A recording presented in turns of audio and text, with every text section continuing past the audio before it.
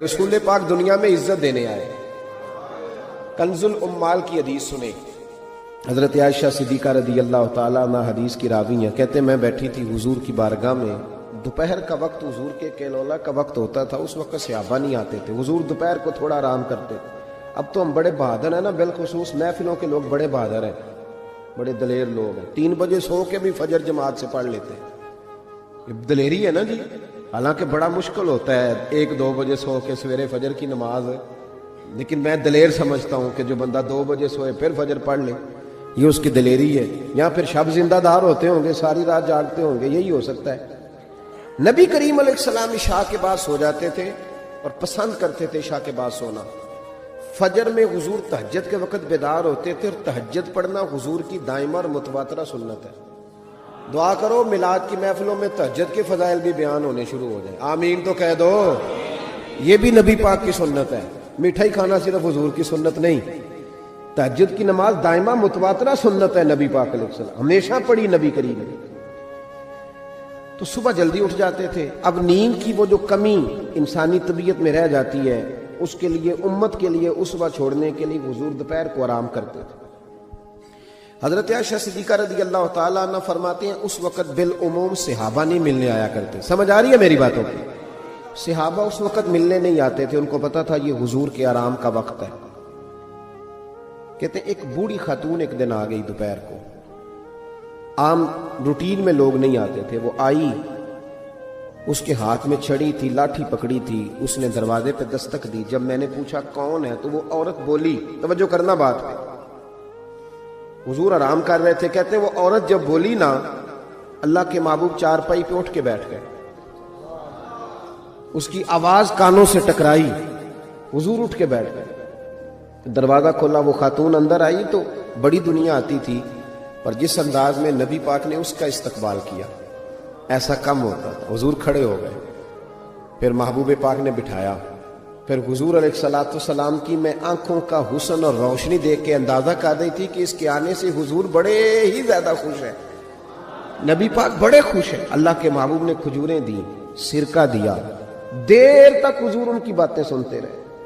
حضرت عائشہ صدیقہ کہتی ہے محب ہو کے محبوب نے، کنز الامال میں حدیث موجود ہے، محب ہو کے محبوب نے باتیں سنی، تسلی سے باتیں سنی، خوش ہو کے سنی۔ 2 قسم کے مہمان آتے ہیں نا، ایک مہمان فون کرتا ہے تو بندہ کہتا ہے میں کوئی نہیں گھر، پھر کبھی آنا، اور ایک مہمان ایسا ہوتا ہے جسے بندہ کہتا ہے اتنی بھی جلدی کیا ہے، ذرا ٹھہر جائیے، تھوڑا رک جاؤ، چائے بن رہی ہے۔ قسمیں ہوتی ہیں مہمانوں کی، کچھ مہمانوں سے دل لگا ہوتا ہے، دل کرتا ہے بیٹھے رہے، ذرا تھوڑا اور بیٹھے، یار تو نہ جایا کر، تو بیٹھا رہا کر۔ ہوتے ہیں کچھ لوگ۔ دیر تک نبی کریم علیہ السلام نے بات سنی، اور کیا بات ہے، جناب عائشہ صدیقہ کہتی ہیں دل حضور کا لگا، میں نے دیکھا تو میں بڑی مطمئن تھی۔ اس خاتون نے کہا کہ اب میں نے جانا ہے۔ لگ رہا تھا کہ حضور چاہتے ہیں ابھی رکے، لیکن اس نے جب کہا نہ جانا ہے تو حضور نے فرمایا ٹھیک ہے۔ جب وہ جانے لگی تو حضور نے تحائف جمع کیے، اور جناب بلال حبشی کو فرمایا ان کے ساتھ جاؤ اور چھوڑ کے آؤ۔ جناب عائشہ صدیقہ رضی اللہ تعالیٰ عنہ فرماتی ہیں پھر وہ دیکھیں حضور عزت کس طرح دیتے ہیں، کہتے ہیں وہ خاتون چلی گئی، میرا خیال تھا کہ حضور اب مسجد جائیں گے، جب رات کو آئیں گے نا بعد از عشاء تو پھر پوچھوں گی حضور یہ کون تھی، لیکن محبوب تو گئے نہیں، لیٹ گئے۔ میں اٹھ کے قدموں میں بیٹھی تو حضور کی مقدس آنکھیں کھلی ہوئی، میں نے عرض کی حضور یہ کون خاتون تھی، اور میں نے آپ کو تھوڑا انفرادی دلچسپی لیتے دیکھا، حضور کون تھی؟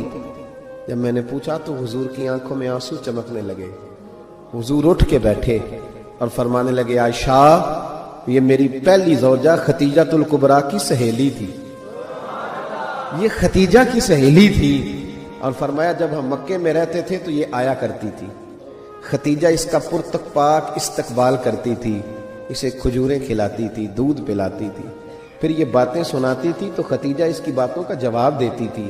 فرمایا آج اس کی آواز کانوں سے ٹکرائی ہے تو ساری یادیں پھر سے تازہ ہو گئی ہیں۔ فرمایا میں نے اس کے ساتھ وہی سلوک کرنا چاہا ہے جو فاطمہ کی اماں کرتی تھی، میں نے وہی عزت دینی چاہیے جو وہ دیتی تھی۔ اور حدیث کا آخری جملہ اتنا شاندار ہے کہ اس جملے کو یاد کر لے تو دستور بن جائے ہمارے لیے۔ محبوب نے فرمایا عائشہ حسن العہد من الایمان، تعلق اچھے طریقے سے نبھانا یہ بھی ایمان کا حصہ ہے۔ حسن العہد من الایمان، اچھے طریقے سے تعلقات نبھانا، وعدے نبھانا، عہد نبھانا، یہ بھی ایمان کا حصہ ہے۔ بھائیو، حضور نے عزت دی، نبی کریم نے وقار دیا، حضور ہر آنے والے کو عزت دیتے، احترام کرتے۔ ہمارے ہاں نا ایک بات چلتی ہے، میری طرح جو لوگ پیر کہلانے لگتے ہیں یا مولوی کہلاؤں، ان کا ایک بات چلتی ہے، کہتے ہیں میں کیسے جاؤں، میں تو کنواں ہوں، تو پیاسے خود آئیں، میں خود جاؤں جا کے کسی کو۔ ہمارے ہاں بھی اشتہار چھپتے ہیں، دروازہ دستک دے کے کوئی دعوت نہیں دیتا کہ آج محفل ہے آ جانا، یہ رواج نہیں ہے ہمارا۔ حالانکہ اشتہار چھپانا تو بدعت ہے، چلو بدعت حسنہ کر لیں، یہ الگ بات ہے کہ اس والی بدعت پر مولوی کوئی نہیں بولے گا، چونکہ سب کے نام لکھے ہوتے ہیں نا، ان کے بھی لکھے ہوتے ہیں، لہذا اس بدعت کا ذکر نہیں کرتے۔ حالانکہ حضور کے زمانے میں اشتہار، صحیح بات کہہ رہا ہوں، اس کا نام نہیں لیں گے، چونکہ ان کا بھی موٹا کر کے لکھا ہوتا ہے نا اشتہار پہ نام، تو فائدہ ہے، اس کا ذکر نہیں کریں گے۔ اشتہار چھاپنا تو بدعت ہے، چلے بدعت حسنہ صحیح، دروازے پہ جا کے دین کا پیغام دینا یہ تو حضور کی سنت ہے، لیکن وہ شان میں کمی آتی ہے نا، وہ کیسے کو جائے؟ کہتے ہیں جی ہم جناب کنویں ہیں تو پیاسے خود آئیں، تو نبی پاک نے تو یہ فلسفہ نہیں بیان کیا، حضور تو طائف چلے گئے تھے، حضور تو تبوک چلے گئے تھے، نبی پاک سے بڑا کنواں بھی کوئی ہو سکتا ہے؟